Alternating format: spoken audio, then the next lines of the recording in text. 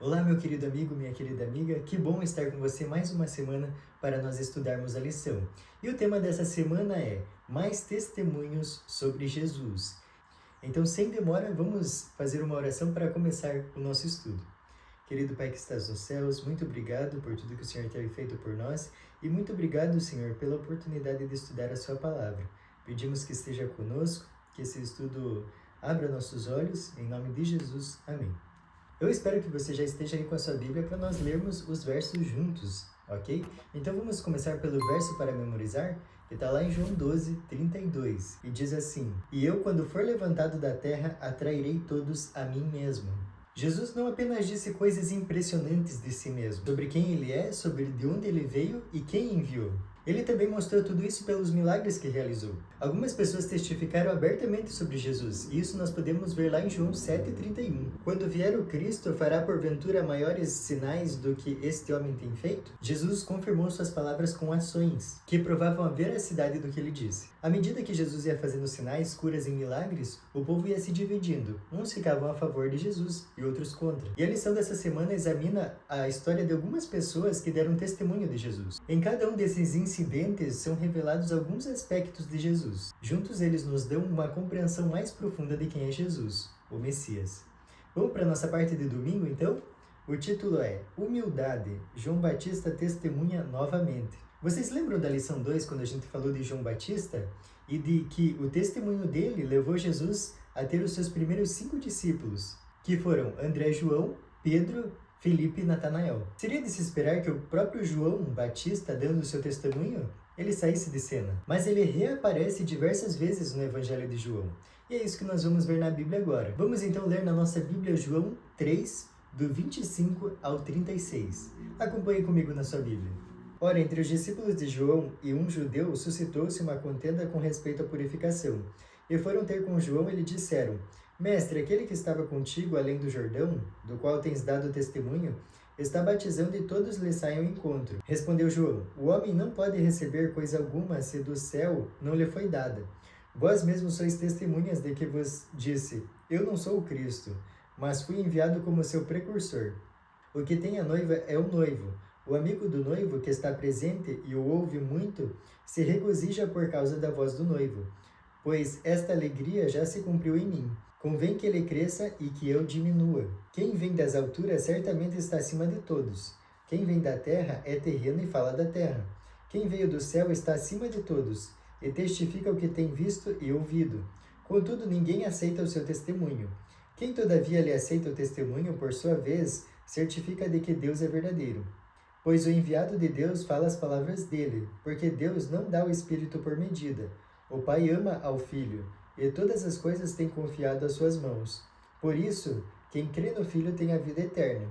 O que todavia se mantém rebelde contra o Filho, não verá a vida, mas sobre ele permanece a ira de Deus. Olha só que verso interessante para nós pensarmos que foi esse verso 36. Mas vamos lá, vamos entender um pouquinho mais do que nós lemos. Surgiu uma discussão entre os discípulos de João Batista e um certo judeu, a respeito da purificação, provavelmente algo relacionado ao batismo. É interessante observar que quando os discípulos de João foram até ele questionar ou comentar que Jesus estava batizando muito mais pessoas, estava claro que no coração deles tinha algum tipo de inveja. E é fácil perceber que o espírito que estava dominando o coração desses discípulos não vinha de Deus. Isso nós podemos entender até como uma armadilha para João, porque seria fácil para ele ceder a uma tentação dessas. Mas ele não fez porque ele sabia qual era a missão dele.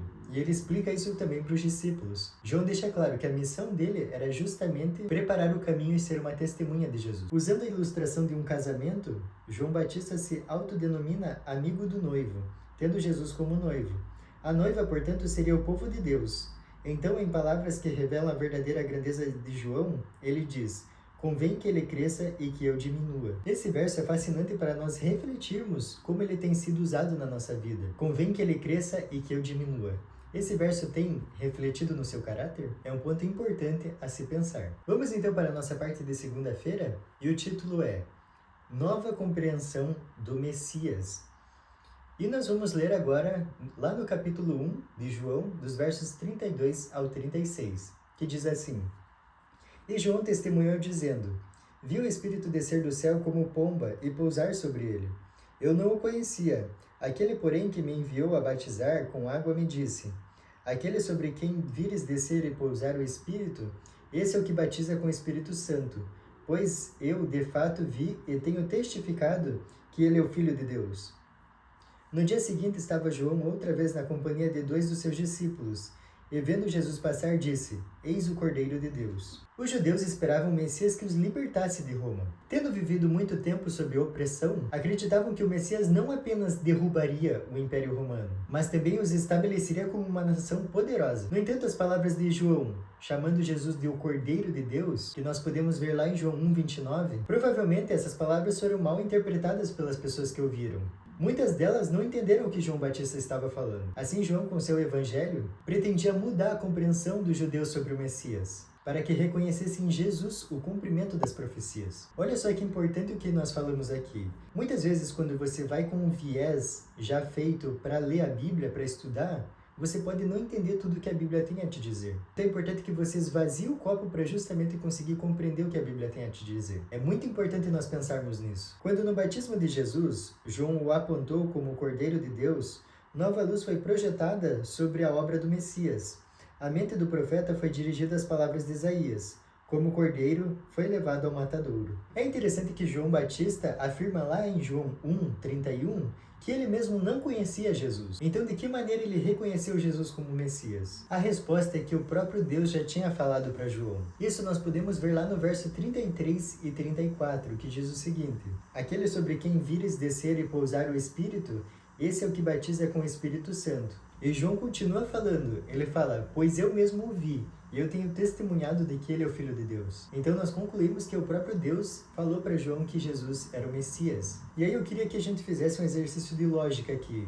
Para João ouvir a voz de Deus, ele estava perto ou distante de Deus? Isso é muito importante nós refletirmos, porque quanto mais estivermos perto de Deus, da palavra de Deus, em oração, em comunhão com Deus, mais fácil vai ser ouvir a voz de Deus. Por isso é importante nós termos uma comunhão diária com Deus, e não ficar preso a uma vida espiritual só quando vai à igreja. É importante que a cada dia nós separemos um tempo para falar com Deus, ok? Vamos para a nossa parte de terça-feira, que diz assim: aceitação e rejeição. A lição 2 examinou a multiplicação dos pães e peixes de João 6, mas não cobriu a seção final dessa história, que a gente vai ver agora, ok? Então vamos lá para a nossa Bíblia? João 6, do versículo 51 ao 71. Então, acompanhe comigo aí na sua Bíblia. Eu sou o pão vivo que desceu do céu. Se alguém dele comer, viverá eternamente. E o pão que eu darei pela vida do mundo é a minha carne. Disputavam, pois, os judeus entre si, dizendo: como pode este dar-nos a comer a sua própria carne? Respondeu-lhe Jesus: em verdade vos digo, se não comerdes a carne do Filho do Homem e não beberdes o seu sangue, não tendes vida em vós mesmos. Quem comer a minha carne e beber o meu sangue tem a vida eterna, e eu o ressuscitarei no último dia, pois a minha carne é verdadeira comida, e o meu sangue é verdadeira bebida. Quem comer a minha carne e beber o meu sangue, permanece em mim e eu nele.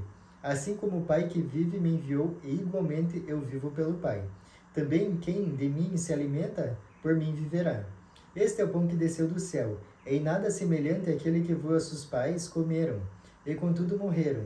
Quem comer este pão viverá eternamente. Estas coisas disse Jesus quando ensinava na sinagoga de Cafarnaum. Muitos dos seus discípulos, tendo ouvido tais palavras, disseram: duro é este discurso, quem o pode ouvir? Mas Jesus, sabendo por si mesmo que eles murmuravam a respeito de suas palavras, interpelou-os: isto vos escandaliza? Que será, pois, se virdes o Filho do Homem subir para o lugar onde primeiro estava? O Espírito é o que vivifica, a carne para nada aproveita. As palavras que eu vos tenho dito são espírito e são vida.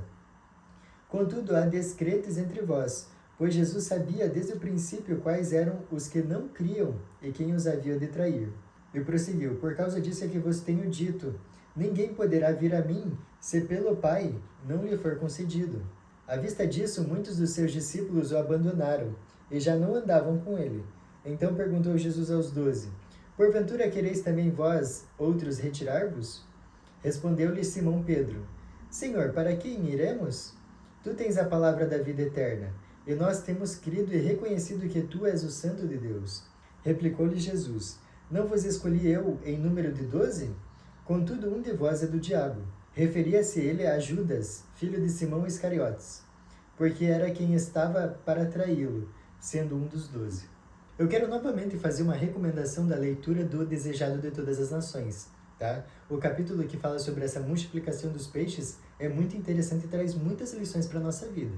Então, leia o Desejado de Todas as Nações, que você vai ter um complemento muito grande aí para o seu entendimento bíblico. Então vamos entender um pouco do que nós lemos aqui. Depois de ser alimentado miraculosamente por Jesus, o povo estava pronto para coroá-lo rei. Mas ao falar posteriormente na sinagoga de Cafarnaum, Jesus explicou o real significado do milagre.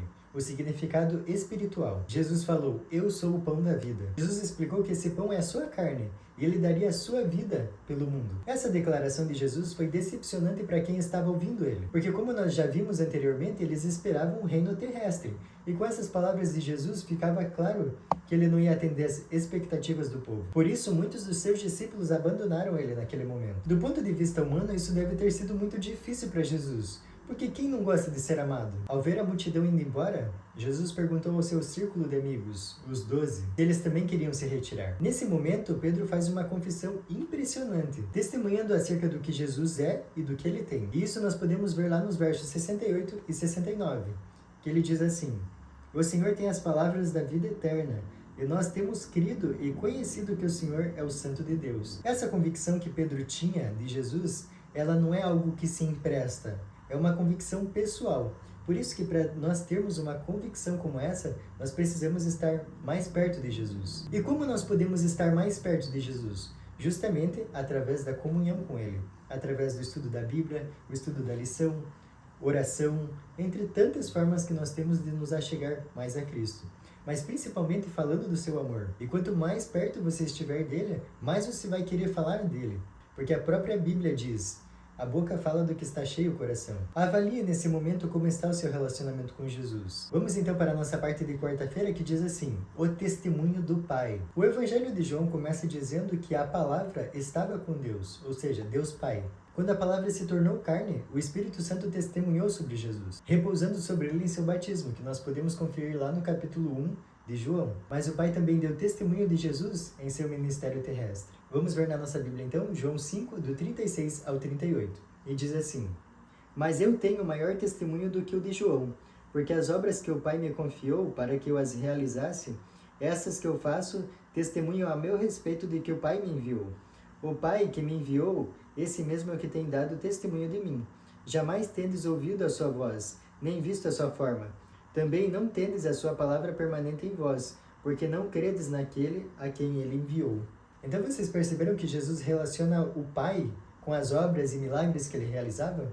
Ele deixa bem claro que o Pai o enviou e testemunhou sobre Cristo. Vamos ver o que o Pai disse sobre Jesus? Está lá em Mateus 3,17 e diz assim: e eis uma voz dos céus, que dizia: este é o meu Filho amado, em quem me comprazo.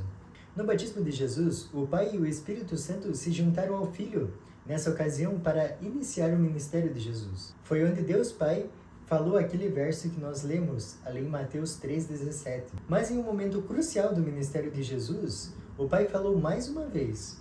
Isso nós podemos ver lá no Evangelho de João. Antes de nós lermos essa passagem de João, nós precisamos compreender um pouco do cenário que estava montado ali. A situação estava atingindo o auge do ministério de Jesus. Estava bem próximo dos últimos dias de Jesus aqui na Terra. Os líderes religiosos queriam Jesus morto mais do que nunca. As multidões estavam entusiasmadas com ele, porque cada vez mais pessoas estavam começando a seguir Jesus. E isso se agravou com o testemunho de Lázaro. Cada vez mais pessoas queriam ouvir de Jesus, até os gregos nesse momento. E aí nós chegamos no que está escrito lá em João 12, 28. Olha só. Pai, glorifica o teu nome. Então veio uma voz do céu e disse: eu já o glorifiquei, e ainda o glorificarei.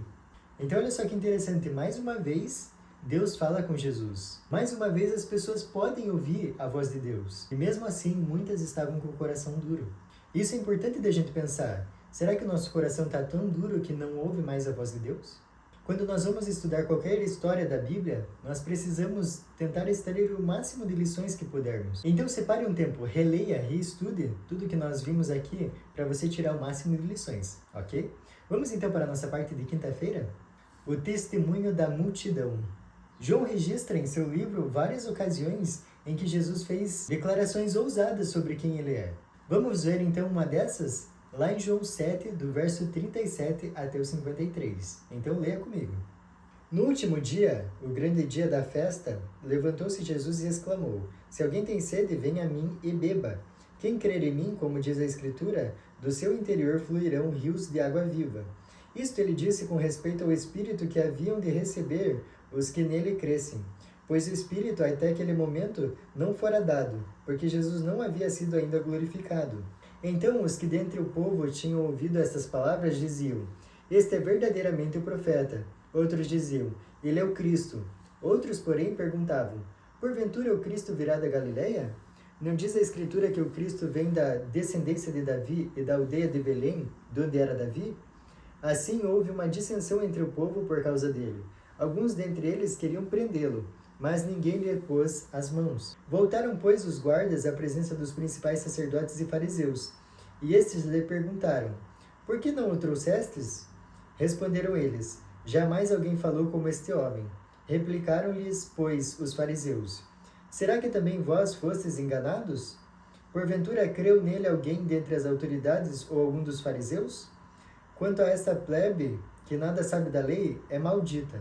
Nicodemos, um deles, que antes fora ter com Jesus, perguntou-lhes: Acaso a nossa lei julga um homem, sem primeiro ouvi-lo e saber o que ele fez? Responderam eles: Dar-se-á o caso de que também tu és da Galileia? Examina e verás que da Galileia não se levanta profeta. E cada um foi para sua casa. Ali no verso 48, os fariseus perguntam: Alguém das autoridades creu em Jesus? E nós conseguimos responder essa pergunta: sim, porque Nicodemos creu em Jesus. Mais tarde nós podemos ver que José de Arimateia também creu em Jesus, porque ele ajudou depois da morte de Jesus. Mas aqui eles levantam um ponto muito interessante. Eles falaram que Jesus, o Messias, não poderia vir da Galileia, e sim de Belém, que era onde Davi nasceu. Só que se eles procurassem saber um pouquinho mais sobre Jesus, eles iam ver que Jesus nasceu em Belém. A família de Jesus não era de Belém, mas eles foram até Belém por causa de um recenseamento. E isso nós podemos ver lá no 2º capítulo de Lucas, onde fala que César Augusto convocou toda a nação para fazer um recenseamento. Então José levou Maria, sua esposa que estava grávida, até Belém, foi onde Jesus nasceu. Então cumpriu-se a profecia. Então olha só a importância de nós estudarmos. As profecias estão todas aí, basta que nós tenhamos a humildade de querer entender. Vamos então para o nosso estudo adicional? E tem uma frase aqui que é espetacular. Olha só, nós vamos voltar à parte de terça-feira, onde falou lá de Simão Pedro, quando ele deu aquela convicção pessoal de que Jesus é o Messias. Então, olha só esse texto.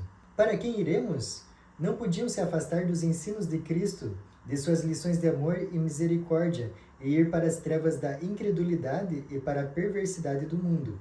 Enquanto o Salvador era abandonado por muitos que haviam testemunhado suas maravilhosas obras, Pedro expressava a fé dos discípulos: Tu és o Cristo.